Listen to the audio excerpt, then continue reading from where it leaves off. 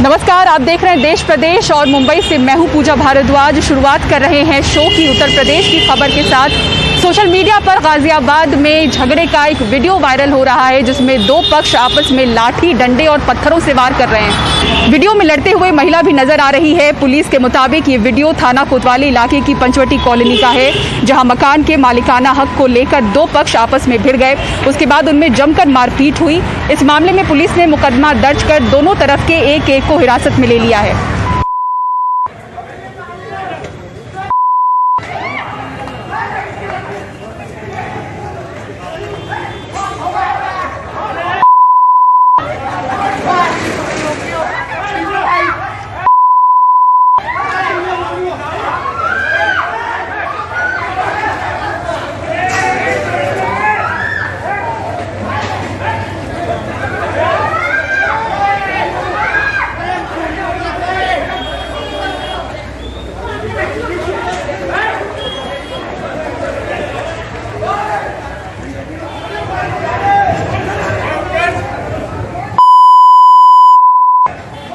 और अब बात उत्तराखंड की करते हैं, जहां के चमोली बाजार की एक मिठाई की दुकान में आग लग गई। इस आग ने पास के 11 अन्य दुकानों को भी अपनी चपेट में ले लिया। दुकानों में आग लगने से चमोली बाजार में अफरा तफरी का माहौल बन गया। मिठाई की दुकान में रखे करीब 9 गैस सिलेंडरों में एक के बाद एक विस्फोट हुआ और आग विकराल हो गई। आग बुझाने के लिए फायर ब्रिगेड को बुलाया गया।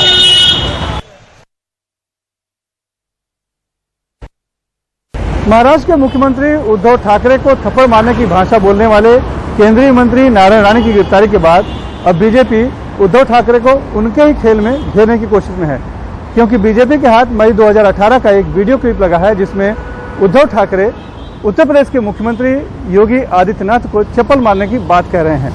अब बीजेपी उत्तर प्रदेश से लेकर महाराष्ट्र तक उद्धव ठाकरे के खिलाफ FIR दर्ज कराने के लिए दबाव बना रही है। नासिक के पुलिस आयुक्त दीपक पांडे से मिलकर दबाव बनाने की बीजेपी नेताओं की कोशिश अब तक कामयाब नहीं हुई है। 12 घंटे होने के बाद भी नासिक की पुलिस ने काम किया नहीं है। उन्होंने हमको बताया कि और 12 घंटे के बाद मैं आपसे बात करूंगा। दरअसल जिस नासिक पुलिस ने मुख्यमंत्री उद्धव ठाकरे को थप्पड़ मारने वाली बात पर केंद्रीय मंत्री नारायण राणे के खिलाफ सबसे पहले FIR दर्ज कर उन्हें गिरफ्तार करने के लिए पुलिस टीम को रत्नागिरी रवाना कर दिया था, वही पुलिस अब उत्तर प्रदेश के मुख्यमंत्री योगी आदित्यनाथ को थप्पड़ मारने वाली बात पर उद्धव ठाकरे के खिलाफ लिखित शिकायत पर कुंडली मारे बैठी है। आला तो सरळ चपला घालून महाराजांना हार घालायला गेला, सरळ चपला घालून। असं वाटलं त्याच चपला घ्यावं आणि त्याचं थोबाड फोडावं। यवतमाल जिले के एक बीजेपी नेता ने तो उद्धव ठाकरे के खिलाफ FIR न दर्ज किए जाने पर अदालत में जाने की धमकी दी है। उद्धव ठाकरे के ऊपर IPC की धारा 153, 159, 504, 505, 506 इसके अंतर्गत गुना दाखिल किया जाए, ऐसी मांग हमने फिरियाद करके की है। और अगर पुलिस हमारी मांग, हमारी फिरियाद पर गुना दाखिल नहीं करती है तो हम JMFC कोर्ट में इसके खिलाफ यहाँ पर कंप्लेंट केस दाखिल करेंगे। थप्पड़ मारने के बयान के बाद गिरफ्तारी और फिर जमानत पर छूटे केंद्रीय मंत्री नारायण राणे ने भी बुधवार को मीडिया से बात करते हुए सवाल उठाया था कि उद्धव ठाकरे के खिलाफ कार्रवाई क्यों नहीं। हेच मुख्यमंत्री पूर्वी बोलले होते। यही मुख्यमंत्री पहले बोल चुके हैं कि ये योगी है या ढोंगी, चप्पल से मारना चाहिए। पवार साहब ने जिसे मुख्यमंत्री बनाया है उसके संस्कार देखिए। एक मुख्यमंत्री को कह रहा है कि चप्पल से मारना चाहिए। उन्होंने क्या बुरा किया है? ये हमारे मुख्यमंत्री हैं बीजेपी के। का वाकडं केलं त्यांनी? हेही आमचे मुख्यमंत्री आहेत यूपीचे, भारतीय जनता पक्षाचे। बीजेपी के इस सवाल पर शिवसेना सांसद संजय राउत ने पूछा है कि इतने साल बीजेपी वाले क्या सोए हुए थे? वो थप्पड़ की गूंज 6 साल बाद आपको सुनने आई। आपके कान में थोड़ा सा, हमारे यहाँ ENT सर्जन बहुत है महाराष्ट्र में, मैं भेज दूंगा जिसको आप सुनने आई हो गूंज। राजनीति में समय के साथ दोस्ती और दुश्मनी बदलती रहती है और नेताओं के बयान और विचार भी। इसीलिए दूसरों को सभ्यता का पाठ पढ़ाने वाले नेता ये भूल जाते हैं कि वो खुद पहले क्या बोल चुके हैं। शिवसेना बनाम बीजेपी में आजकल यही हो रहा है। मुंबई से अपने सहयोगी गणेश परब के साथ सुनील सिंह, NDTV इंडिया के लिए। राष्ट्रपति रामनाथ कोविंद की अयोध्या यात्रा को लेकर के विपक्ष का आरोप है कि बीजेपी उसे सियासी तौर पे भुनाना चाहती है। समाजवादी पार्टी ने कहा है कि ऐसा करना राष्ट्रपति की गरिमा के खिलाफ है राष्ट्रपति इतवार को अयोध्या जाएंगे, जहां वो रामलला के दर्शन करेंगे और कई सरकारी प्रोजेक्ट्स का उद्घाटन और शिलान्यास भी करेंगे, जिसके लिए अयोध्या में जबरदस्त तैयारियां हो रही हैं। अयोध्या में राष्ट्रपति रामलला के दर्शन करेंगे। यहां दर्शन पूजन के बाद वो नए बन रहे मंदिर का काम भी देखने जाएंगे। इसके पहले वो हनुमानगढ़ी में भी दर्शन करेंगे। राष्ट्रपति की यात्रा पे अब सियासत भी शुरू हो गई है। अयोध्या से समाजवादी पार्टी के पूर्व एमएलए पवन पांडे का आरोप है कि बीजेपी इसे अपनी राजनीति के लिए इस्तेमाल कर रही है। इस बात को मुझे कहने में कोई गुरेज नहीं है कि ये भारतवर्ष के हिंदुस्तान के राष्ट्रपति का दौरा नहीं है। इसको जिस तरह से सजाया संवारा जा रहा है, ऐसा प्रतीत होता है जैसे भारतीय जनता पार्टी के कोई वरिष्ठ नेता आ रहे हों। तो ये लोग 2022 के चुनाव के लिए भी जो इस देश के सबसे गरिमापूर्ण पद है, महामहिम है, उनको भी नहीं छोड़ रहे हैं। तो आप इस बात से अंदाजा लगा सकते हैं कि भारतीय जनता पार्टी कितनी डरी हुई पार्टी है और 2022 के अपने हश्र के लिए कितना परेशान है। अयोध्या और राम जन्मभूमि आंदोलन को सियासी फायदे के लिए इस्तेमाल करने के आरोप हमेशा से बीजेपी पे लगते रहे हैं। प्रधानमंत्री खुद अयोध्या में राम मंदिर के लिए भूमि पूजन में शामिल हुए थे, लेकिन बीजेपी का कहना है कि राष्ट्रपति देश के विकास कार्यों का जायजा ले रहे हैं, इसी सिलसिले में यहाँ भी आ रहे हैं। स्वाभाविक रूप से देश में कहाँ क्या हो रहा है उनको जानकारी करने का हक है और जानने के लिए वो निकले हैं। ये तो अच्छी बात है कि राष्ट्रपति गांव-गांव घूम रहे हैं, जिला-जिला घूम रहे हैं। रामकथा पार्क में राष्ट्रपति के कार्यक्रम के लिए जबरदस्त तैयारियां चल रही हैं। वाटरप्रूफ पंडाल लग रहा है, बड़े बड़े गेट बनाए जा रहे हैं। ये पूछे जाने पर कि राष्ट्रपति का धर्म निजी आस्था का विषय है, उसका इतना प्रदर्शन क्यों हो रहा है, अयोध्या के बीजेपी एमपी कहते हैं कि अब तो हर चीज पहली बार हो रही है। पहली बार तो 2014 के बाद इस देश में बहुत कुछ हुआ। पहली बार 370 धारा समाप्त हुई है। पहली बार भव्य राम के मंदिर के निर्माण के भूमि पूजन का कार्यक्रम इस देश के प्रधानमंत्री मोदी जी ने किया है। भव्य राम का मंदिर बन रहा है। राष्ट्रपति कोविंद की 2 महीने में यूपी की यह दूसरी यात्रा है। राष्ट्रपति लखनऊ से अयोध्या तक प्रेसिडेंशियल ट्रेन से सफर करेंगे। इसके लिए अयोध्या रेलवे स्टेशन पे सुरक्षा के जबरदस्त इंतजाम किए जा रहे हैं। क्योंकि वो प्रेसिडेंशियल ट्रेन से आएंगे तो उनके पूरे रूट की सुरक्षा और साथ ही अयोध्या में जो उनके जगह जगह जो भी उनके कार्यक्रम है वो उसकी पूरी सुरक्षा व्यवस्था कैसे रखी जाए, उसकी तैयारी की जा रही है। यूं तो राष्ट्रपति 4 दिनों में 3 जिलों के कार्यक्रमों में शामिल होंगे। लखनऊ में 2 कॉन्वोकेशन और एक सैनिक स्कूल के कार्यक्रम में शिरकत करेंगे। गोरखपुर में गोरखनाथ विश्वविद्यालय का उद्घाटन करेंगे। लेकिन चूंकि अयोध्या हमेशा से राजनीति का केंद्र रहा है, इसलिए उसे लेके राजनीति हो रही है। अयोध्या में प्रमोद श्रीवास्तव और लखनऊ में कैमरामैन राजेश गुप्ता के साथ कमाल खान, एनडीटीवी इंडिया। दिल्ली के तमाम बॉर्डरों पर चल रहे किसान आंदोलन को 9 महीने पूरे हो चुके हैं। इसको लेकर राष्ट्रीय किसान सम्मेलन का आयोजन हो रहा है, जिसमें आने वाले समय में इस आंदोलन को और तेज करने के लिए महत्वपूर्ण निर्णय लिए जा रहे हैं। देखिए रिपोर्ट। सिंघू बॉर्डर पर किसान राष्ट्रीय सम्मेलन। देश भर से किसान और किसान नेता सिंघू बॉर्डर पहुंच रहे हैं। महिला किसानों की तादाद भी पुरुष किसानों के बराबर ही नजर आई। किसानों की तैयारी लंबी लड़ाई की है।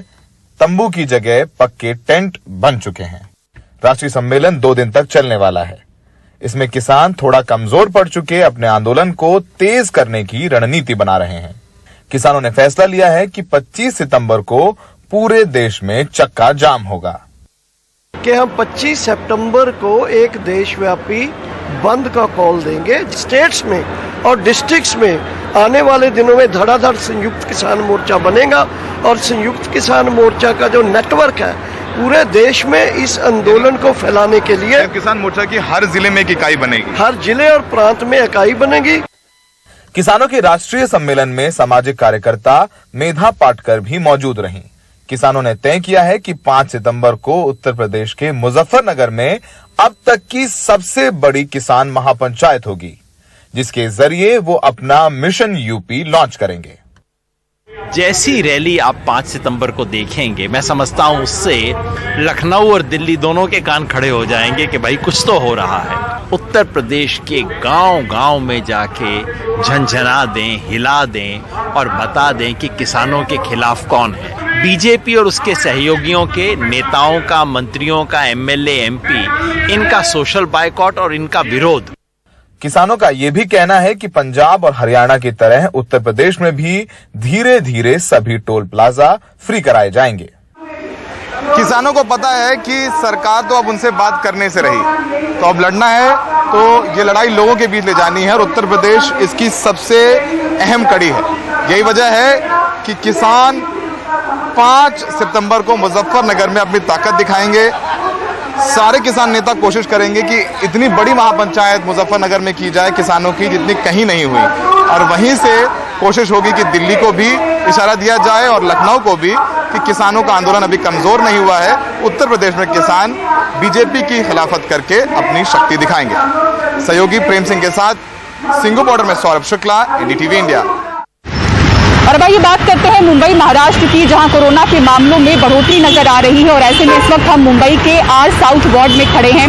हमारे पीछे जो हाउसिंग सोसाइटी आप देख रहे हैं, इस पूरी बिल्डिंग को सील किया गया है क्योंकि अंदर 14 कोरोना के मामले मिले और उसमें से बताया जा रहा है कि 6 एक्टिव मामले अभी भी हैं और 8 लोग रिकवर हो चुके हैं। ज्यादातर लोगों को वैक्सीन दी जा चुकी थी।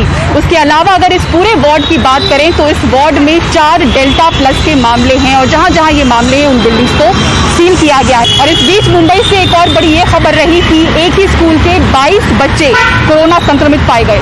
संक्रमित बच्चों में से 4 बच्चों की उम्र 12 साल से कम है, 11 बच्चे 12 से 18 साल की उम्र के हैं और 7 एडल्ट हैं। 4 बच्चों को बीएमसी के नायर अस्पताल में भर्ती कराया गया है और बाकी बच्चों को क्वारंटीन सेंटर में भेजा गया है। फिलहाल मुंबई महानगर पालिका ने उस स्कूल को सील कर दिया है।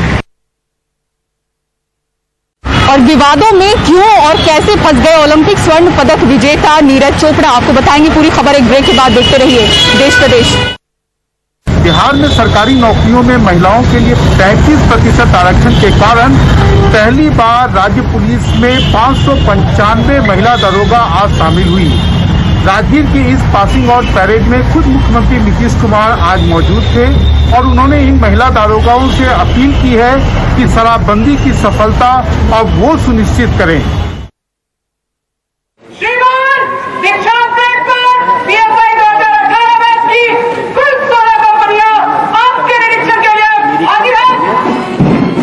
राजगीर की बिहार पुलिस ट्रेनिंग एकेडमी में ये नजारा पहले कभी नहीं देखा गया। गुरुवार को मौका था 2 साल की ट्रेनिंग के बाद 1586 दरोगाओं की पासिंग आउट परेड का। इस परेड में पहली बार राज्य के इतिहास में एक बार में 595 महिला दरोगा शामिल दिखी। सबकी अपनी कहानी और अपने सपने, लेकिन अधिकांश निम्न मध्यम वर्गीय परिवारों की लड़कियां हैं। खास करके हमने ये देखा कि पैंडेमिक के काल में महिलाओं और बच्चों के साथ बहुत ज़्यादा समस्या उत्पन्न हो जाती है, वृद्धों के साथ भी।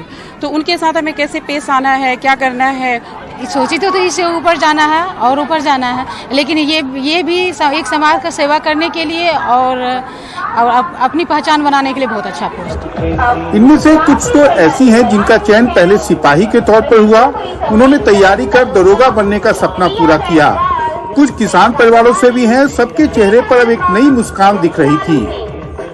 मेरा एक ही उम्मीद है कि मेरे क्षेत्र की जो है, मैं अपने क्षेत्र की सबसे पहली लड़की हूँ और ऐसा ही बनी हो और मुझे गर्व है कि हमको देखकर मेरे क्षेत्र की और भी लड़कियां जो है इस डिपार्टमेंट को ज्वाइन करें। इस खास मौके पर मौजूद मुख्यमंत्री नीतीश कुमार ने इस नई महिला शक्ति से अपील की कि वो सख्ती से शराबबंदी लागू कराएं। वादा किया कि उनके लिए किसी तरह की सुविधा में कमी नहीं रहेगी। सब जगह ये कह दिया गया कि हर जो भी थाने हैं वो सब में महिलाओं को भी रहना और महिलाओं के लिए अलग से इंतजाम सब कुछ कराने का प्रबंध किया गया कि यूं ही महिलाओं को सिर्फ वहां पर रखेंगे नहीं, बल्कि उसके लिए जो जरूरत होती है वो सब चीजों का इंतजाम वहां पर कर दिया जाए। बिहार में पहले रिकॉर्ड संख्या में महिला सिपाही और अब दारोगा की नियुक्ति निश्चित रूप से एक नया बदलाव लाएगी। राजगीर से कैमरामैन हबीब अली के साथ मनीष कुमार, एनडीटीवी इंडिया के लिए। तो टोक्यो ओलंपिक में स्वर्ण पदक जीतकर इतिहास रचने वाले जावलिन थ्रोअर नीरज चोपड़ा को भी विवादों में घसीटने की कोशिश की गई। क्या है पूरा विवाद और किस तरह से विवाद खड़ा करने वालों को नीरज चोपड़ा ने आड़े हाथों लिया, देखिए इस रिपोर्ट में। एक अभी मुद्दा उठ रहा है कि जो एक इंटरव्यू में मैंने कहा कि जो जेवलिन है, पहले थ्रो करने से पहले मैंने अरशद नजीम जो पाकिस्तानी जेवलिन थ्रोअर उससे जेवलिन ली, तो उसका काफी बड़ा मुद्दा बना दिया है। तो मैं आप सभी से यही विनती करता हूं कि ऐसा ना करें। स्पोर्ट्स सभी को मिलके चलना सिखाता है और हम सभी जेवलिन थ्रोअर आपस में प्यार से रहते हैं, सभी आपस में अच्छे से बात करते हैं, तो कोई भी ऐसी बात ना कहें जिससे हमको ठेस पहुंचे। देश प्रदेश में फिलहाल इतना ही। पूरी टीम को दीजिए इजाजत। खबरों के लिए देखते रहें NDTV इंडिया। नमस्कार।